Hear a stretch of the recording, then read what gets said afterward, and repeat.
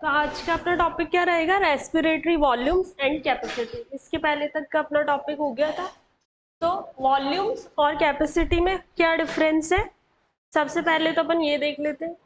Volume है सिर्फ एक अमाउंट जो अपन एयर का इन या आउट करेंगे, वो क्या हो जाएगा अपना वॉल्यूम। और कैपेसिटी में क्या हो जाएगी, एक से ज्यादा वॉल्यूम ऐड हो जाएंगी। तो अगर एक से ज्यादा वॉल्यूम ऐड हो गई तो वो हो जाएगी अपनी कैपेसिटी, और बाकी अपने पास है वॉल्यूम। अब जो प्रोसेस होता है measuring respiratory volume and capacity, इसे कहेंगे अपन स्पायरोमेट्री। इनको मेजर करने के प्रोसेस को बोलते हैं स्पायरोमेट्री। और कौन से इंस्ट्रूमेंट से होगा? स्पायरोमीटर, और उसे रेस्पायरोमीटर बोल सकते हैं। और इसका यूज क्यों पड़ा? ताकि अपन कोई भी डायग्नोसिस कर सके कि अगर लंग्स हेल्दी है या नहीं है, या कोई भी डिजीज से रिलेटेड कि कोई डिजीज तो उनमें नहीं है। तो ये हो गया इसका यूज, कि इसका यूज क्यों करना पड़ा अपन को इस डिवाइस का। ठीक है, ये हो गया अपना स्पायरोमीटर और एस्पायरोमीटर का यूज। उसके बाद में 4 टाइप्स की लंग्स वॉल्यूम्स है। एक है tidal volume, inspiratory reserve volume, expiratory reserve volume और रेजाइडुअल वॉल्यूम। इनको टीवी, आईआरवी, ईआरवी और आरवी नाम से भी ध्यान रखना है, क्योंकि एग्जाम में इस नाम से भी आएगा। More than one lung volume if we edit we can get lung capacity, ये मैंने यहाँ बताया, इतना तो नोट कर लो। फिर आगे देखेंगे अपन टाइडल वॉल्यूम किसे कह रहे हैं, इंस्पिरेटरी रिजर्व वॉल्यूम, और एक्सपायरेटरी रिजर्व वॉल्यूम किसे कह रहे हैं।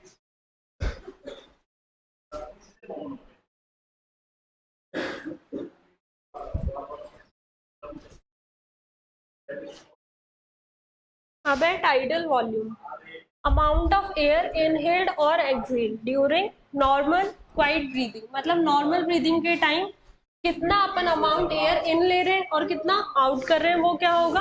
Tidal volume. चाहे इनहेल्ड का हो चाहे एक्सहेल्ड का हो, दोनों में से कोई भी एक होगा, उसे बोलेंगे अपन tidal volume. Without creating any extra effort, मतलब कोई अपन को अंदर से एक्स्ट्रा एफर्ट नहीं देना है। ठीक है, उसे क्या बोलेंगे? Tidal volume. अमाउंट इसका जरूर ध्यान रखना है, 500 ml पर ब्रीथ। तो टाइडल वॉल्यूम पर मिनट कितना हो जाएगा? ये पर ब्रीथ है, ये हो जाता है, इसे बोलते हैं अपन वीएम। अपन पर मिनट में कितना टाइम्स ब्रीथ करते हैं? 12 to 16 टाइम्स ब्रीथ करते हैं। उसे अगर अपन इसके वॉल्यूम से इंटू करेंगे तो कितना आ गया? 6000 to 8000 ml पर मिनट। ये आ जाएगा अपने पास में मिनट के अंदर, और ये कितना है? पर ब्रीथ। तो मेनली अपन को पर ब्रीथ ध्यान रखना है, 500 ml। तो ये हो गया लीटर्स में, देखे तो 6 to 8 लीटर्स। ये किस में चल रहा है? एमएल में। मोस्टली किस में आएगा? एमएल में ही पूछेगा आपसे, तो एमएल का ज्यादा ध्यान रखना है। बाकी एमएल को लीटर में तो अपन चेंज कर ही सकते हैं इजीली। तो टाइडल वॉल्यूम पर मिनट को डिनोट करा वी एम से, और नॉर्मली इसे करेंगे बस वी से, टाइडल टीवी से टाइडल वॉल्यूम 500 ml पर ब्रीथ। इसके बाद इंस्पिरेटरी रिजर्व वॉल्यूम, ये क्या हो गया? The volume of air inhaled forcefully above tidal volume. Above बहुत इंपॉर्टेंट है यहाँ, कि एक बार अपन ने एयर इन ले ली, वो तो क्या हो गई अपनी टाइडल वॉल्यूम। उसके बाद जितनी एक्स्ट्रा एफर्ट लगा के अपन एयर अंदर ले सकते हैं above tidal volume by forced inhalation, वो क्या हो गई अपनी इंस्पिरेटरी रिजर्व वॉल्यूम IRV। और इसका अमाउंट कितना होता है? 2500 ml to 3000 पर ml पर ब्रीथ।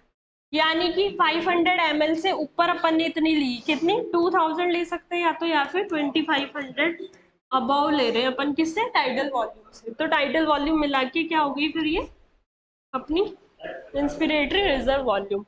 फिर है एक्सपायरेटरी रिजर्व वॉल्यूम। अब इसमें क्या है कि एक तो अपन ने टाइडल वॉल्यूम जितनी है तो बाहर निकाल दी बिना किसी एक्स्ट्रा एफर्ट के।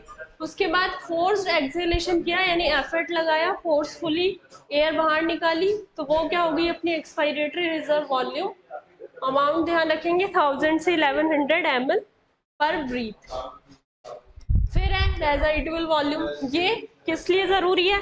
कि जब अपन एयर इन आउट कर रहे हैं उसके बाद भी एयर क्या कर रहे हैं? कोलैप्स नहीं कर रहे, कि एक बार के लिए अपन ने सारी एयर बाहर निकाल दी, तब भी लंग्स क्या कर रहे हैं? कोलैप्स नहीं कर रहे। क्यों? क्योंकि उनके अंदर थोड़ा बहुत एयर रिमेन रहता है आफ्टर फोर्स एक्सेलेशन, और उसका अमाउंट है 1100 ml to 1200 ml। इसे अपन बाहर नहीं निकाल सकते, चाहे कितना ही एक्स्ट्रा एफर्ट कर लें, ये जो है लंग्स के अंदर ही रहने वाला है, और ये लंग्स के अंदर ही रहेगा, इसलिए अपन इसे स्पायरोमीटर से मेजर भी नहीं कर सकते। ये किससे भी मेजर करता है? जो एयर बाहर या अंदर हो रही है उसे, जो बार बार ट्रांसपोर्ट कर रही है उसे। जो एक ही जगह पे फिक्स है एयर, जो बाहर ही नहीं आ रही, उसे ये क्या नहीं कर सकता, मेजर नहीं कर सकता है। इसको अपन डायग्राम से भी देख लेते हैं।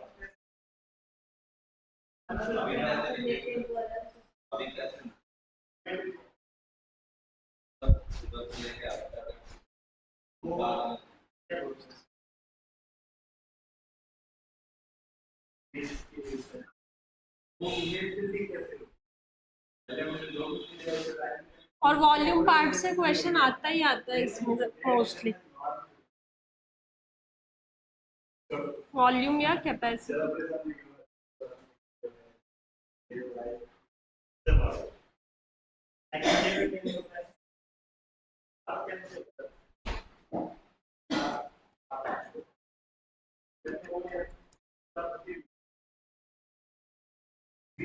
ये हो गई मान लो अपनी रेसिडुअल वॉल्यूम, जो लंग्स में हमेशा प्रेजेंट है।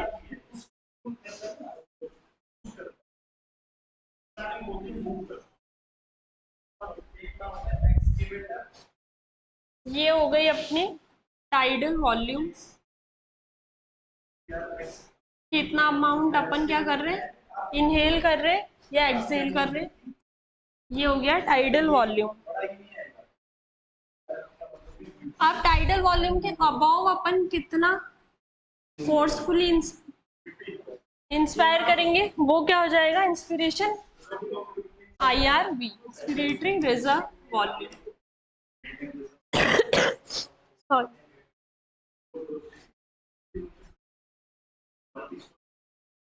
वापस ये टाइडल वॉल्यूम, और इसके बाद कितना अपन फोर्सफुली एक्सपायर कर पा रहे हैं, ये हो गया ERV, एक्सपिरेटरी रिजर्व वॉल्यूम।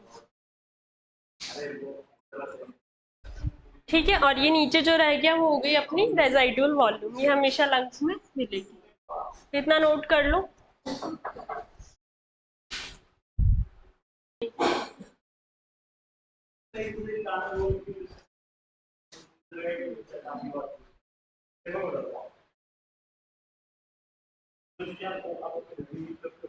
अबे लंग कैपेसिटीज, इनमें क्या होता है कि एक से ज्यादा वॉल्यूम को अपन ने क्या कर दिया, ऐड कर देंगे, तो वो हो जाएगी अपने पास में लंग कैपेसिटी। सबसे पहले है इंस्पायरेटरी कैपेसिटी। अब इंस्पायरेटरी में खुद ही सोच के देखो किसे ऐड करेंगे, किस किस में, एक तो टाइडल वॉल्यूम में इनहेल कर सकते थे और एक इंस्पायरेटरी रिजर्व वॉल्यूम में इनहेल कर रहे थे, तो उसमें दोनों को ऐड करेंगे तो वो आ जाएगी कैपेसिटी। उसके बाद एक्सपायरेटरी कैपेसिटी, उसमें टाइडल वॉल्यूम में एक्सहेल कर सकते थे और एक्सपायरेटरी रिजर्व वॉल्यूम में एक्सहेल कर रहे थे। तो एक बार नॉर्मल ब्रीदिंग की और एक बार फोर्सफुली ब्रीदिंग की, दोनों की कैपेसिटी वॉल्यूम लेंगे, उसे ऐड करेंगे तो कैपेसिटी बन जाएगी। उसके बाद functional residual capacity.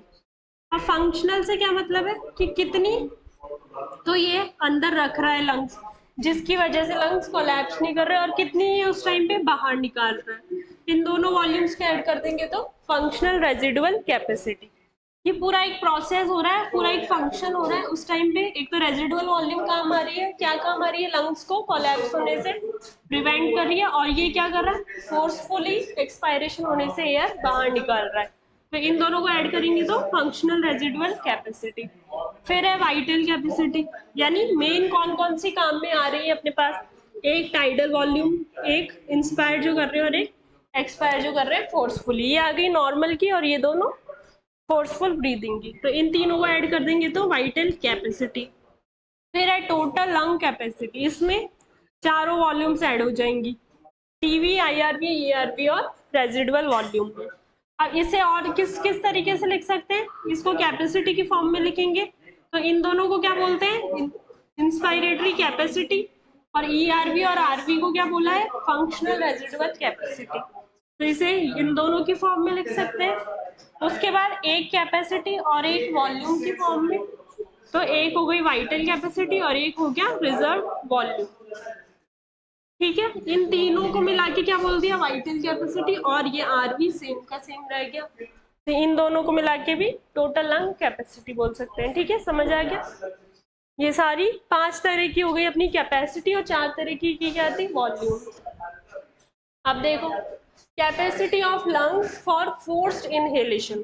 Forced inhalation के लिए जो कैपेसिटी होगी वो क्या हो जाएगी, इंस्पायरेटरी कैपेसिटी, क्योंकि इसमें क्या आ रहा है, फोर्स्ड वाली वॉल्यूम भी ली है, इसलिए फोर्स्ड इनहेलेशन। ऐसी एक्सपायरेटरी कैपेसिटी में फोर्स्ड एक्सेलेशन। और फंक्शनल में क्या आ जाएगी कि capacity of our lungs to store the air as residue और रिमेन आफ्टर नॉर्मल एक्सेलेशन। यानी एक बार अपन ने नॉर्मल एक्सेलेशन कर दिया, उसके बाद में भी कितनी अपने लंग्स के अंदर रह गई, वो हो गई फंक्शनल रेजिडुअल कैपेसिटी।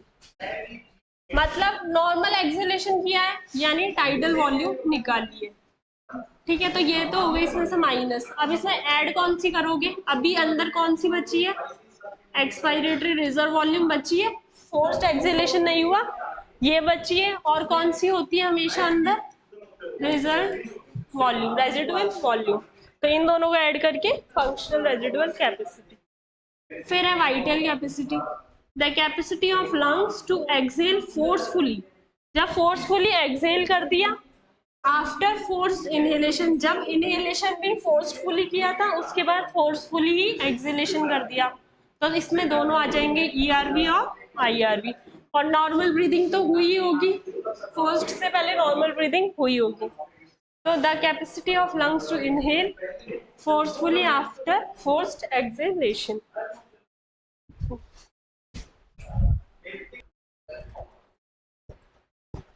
अब है टोटल लंग कैपेसिटी, जिसमें लंग्स क्या कंप्लीटली फिल कर सकते हैं जितनी भी एयर, वो क्या हो जाएगी अपनी टोटल लंग कैपेसिटी, जिसमें चारों वॉल्यूम्स क्या हो गई अपनी ऐड हो गई, ठीक है। अब इसे अपन उस ग्राफ में ड्रॉ कर लेते हैं एक बार।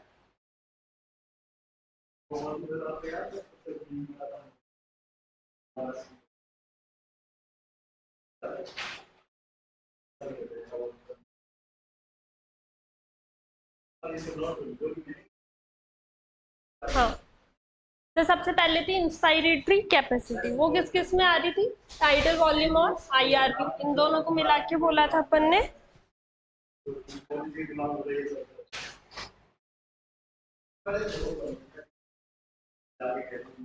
ये दोनों मिलके हो जाएंगे इंस्पायरेटरी कैपेसिटी। और ऐसे एक्सपायरेटरी कैपेसिटी में टाइडल वॉल्यूम प्लस ईआरवी, ये हो जाएगी अपनी एक्सपायरेटरी कैपेसिटी। इसमें 1+3 नंबर वाली वॉल्यूम ऐड हुई है, ठीक है। और इसमें 1+2 फर्स्ट एंड सेकंड वाली वॉल्यूम ऐड हुई। थर्ड कौन सी थी, फंक्शनल रेजिडुअल कैपेसिटी, उसमें कौन सी थी, ईआरवी प्लस आरवी। तो ये हो जाएगी अपनी फंक्शनल रेजिडुअल कैपेसिटी। इसमें आ गया अपने पास में 3+4। ओके, फिर है वाइटल कैपेसिटी। वाइटल कैपेसिटी में अपने पास में टीवी, आईआरवी और ईआरवी, तो स्टार्ट की ये तीनों ऐड होंगी। तो ये हो गया वाइटल कैपेसिटी 1+2+3। और फिर टोटल लंग कैपेसिटी में सारी ऐड हो जाएंगी।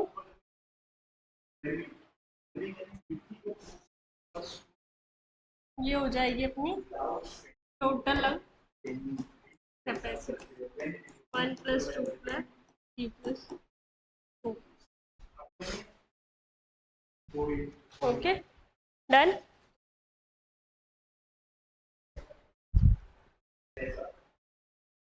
अब नेक्स्ट क्या है अपने पास में topic, exchange of gases. Gases का एक्सचेंज कैसे होता है।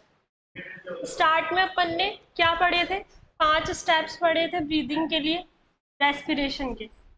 कौन कौन से थे, सबसे पहला ब्रीदिंग, जिसे क्या कहा था, पल्मोनरी वेंटिलेशन।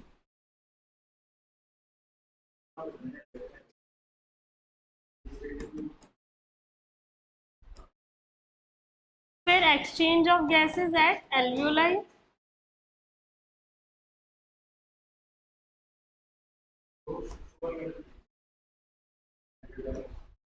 उसके बाद ट्रांसपोर्ट ऑफ गैसेस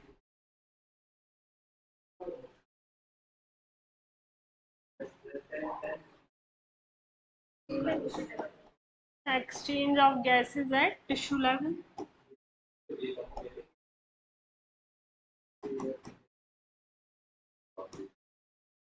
और लास्ट सेल्यूलर रेस्पिरेशन।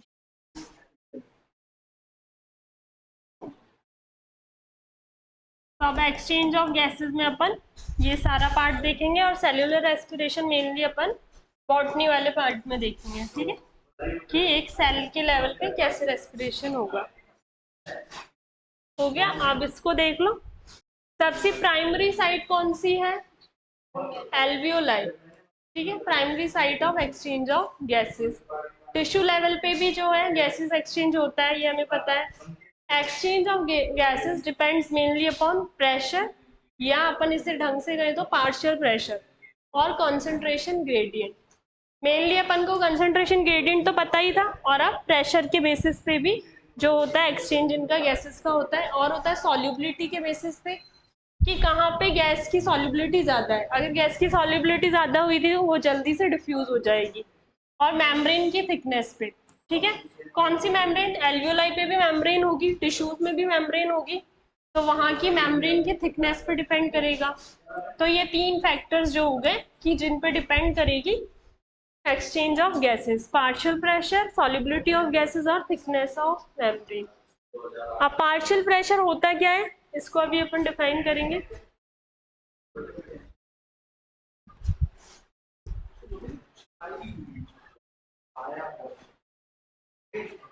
अब है पार्शियल प्रेशर। नॉर्मली प्रेशर होता है किसी भी गैस का, अपन प्रेशर मेजर कर लेंगे, पर जब एक मिक्सचर हो, जैसे एयर का एग्जांपल ले लो कि एक मिक्सचर है, मिक्सचर ऑफ गैसेस। तो मिक्सचर ऑफ गैसेस में या तो अपन एक ऐसा एग्जांपल ले लें कि एक अपन ने क्या ले लिया, वेसल ले लिया, उसके अंदर अलग अलग गैसेस मिक्स कर ली, या फिर एक नेचुरल एग्जांपल है एयर, इसमें अलग अलग टाइप की एयर्स मिलती है, nitrogen, oxygen, carbon dioxide and other gases. Mainly ज़्यादा परसेंट होता है इन लोगों का। तो नाइट्रोजन होती है 78%, ऑक्सीजन 20.08 या फिर इसे 20% भी मेनली मान लेते हैं, और कार्बन डाइऑक्साइड 0.03%। तो ये जो हो गया परसेंट, इससे अपन पार्शियल प्रेशर निकाल सकते हैं। कैसे? कि वैसे क्या होता है एटमॉस्फेरिक प्रेशर, एटमॉस्फेरिक प्रेशर की वैल्यू लास्ट क्लास में बताइए 760 mm ऑफ Hg। अब 760 का अपन इतना 78% निकालेंगे तो नाइट्रोजन का पार्शियल प्रेशर आएगा, और O2 का निकालेंगे 21% तो ऑक्सीजन का पार्शियल प्रेशर आ जाएगा। तो जैसे एक एटमॉस्फेरिक प्रेशर की वैल्यू ये है जिसमें O2 का परसेंटेज है 21%। जब इसका 21% अपन मल्टीप्लाई करेंगे डिवाइडेड बाय 100 करके, तो कितना आ गया 158.6 mm Hg।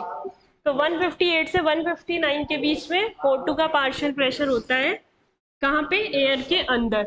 तो ये समझाने के लिए कि पार्शियल प्रेशर है क्या, कि एक गैसेस के मिक्सचर के अंदर एक इंडिविजुअल गैस का कितना पार्ट कंट्रीब्यूट कर रहा है, वो उसका पार्शियल प्रेशर होता है, ठीक है।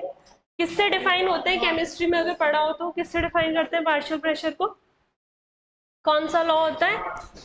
Dalton's law of partial pressure.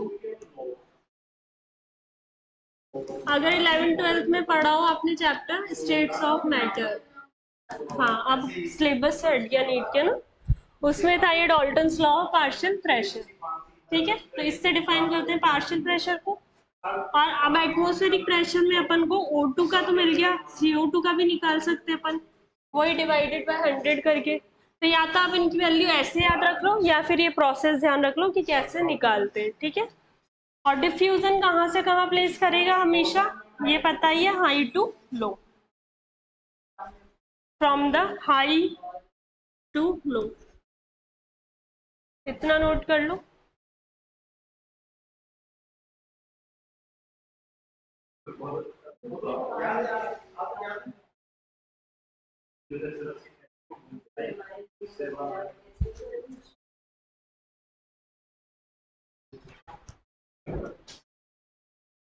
अब अपन इसका डायग्राम बना लेते। तो इस पार्शियल प्रेशर से क्या समझ में आया कि ये पहला फैक्टर था किस तरह से गैसेस का डिफ्यूजन होगा, उसमें इसका रोल है। तो ये हो गया अपनी एल्वियोलाई।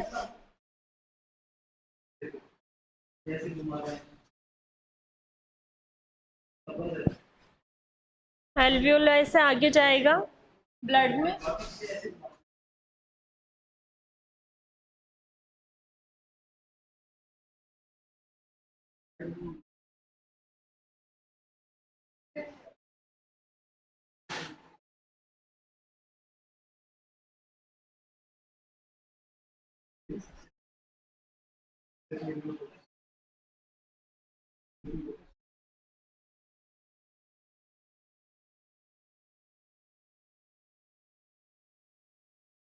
और नीचे टिश्यूज के पास।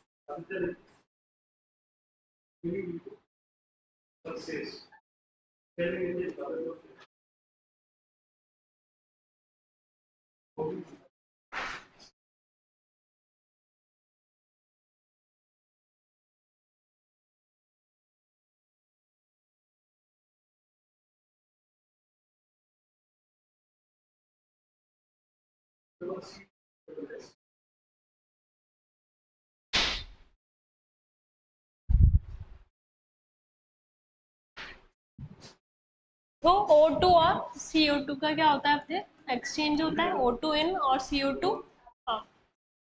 तो एटमॉस्फेयर में O2 का कितना है प्रेशर, अगर पार्शियल प्रेशर बोले O2 का, तो अभी अपन ने कैलकुलेट किया 159 mm Hg। अब ये जब यहाँ पर आएगा, यानी ये हाई टू लो आएगा, यानी इतना तो समझ आ रहा है कि एल्वियोलाई के यहाँ पे क्या होगा, लो होगा as compared to atmospheric pressure. तो यहाँ वैल्यू हो जाती है इसकी 95 mm Hg। ये किसका हो गया, पार्शियल प्रेशर ऑफ O2। ये क्या चल रहा है अपने पास में, ऑक्सीजनेटेड ब्लड। तो ऑक्सीजनेटेड ब्लड में अगर देखेंगे अपन वैल्यू, तो कितनी हो गई 95 mm Hg। यहाँ पे सेम चलेगी 95 mm Hg, क्योंकि ये भी क्या है, ऑक्सीजनेटेड ब्लड। फिर यहाँ टिश्यू लेवल पे जब डिफ्यूजन होगा, तो यहाँ टिश्यू में कितनी हो जाती है, at tissue level 40 mm Hg। और टिश्यूज में से कार्बन डाइऑक्साइड, अब कार्बन डाइऑक्साइड को टिश्यू से डीऑक्सीजनेटेड ब्लड में जाना है, तो उसकी वैल्यू यहाँ ज्यादा होनी चाहिए और यहाँ कम होनी चाहिए। तो यहाँ इसकी होती है 45 mm Hg और यहाँ ऊपर होती है इसकी 40 mm Hg, partial pressure of CO2। ये क्या हो गया, ये है अपना डीऑक्सीजनेटेड ब्लड।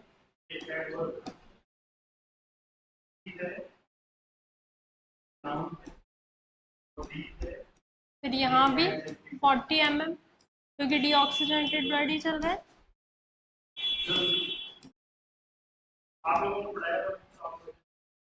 और फिर यहाँ से ये एल्वियोलाई से होके बाहर एटमॉस्फेरिक प्रेशर में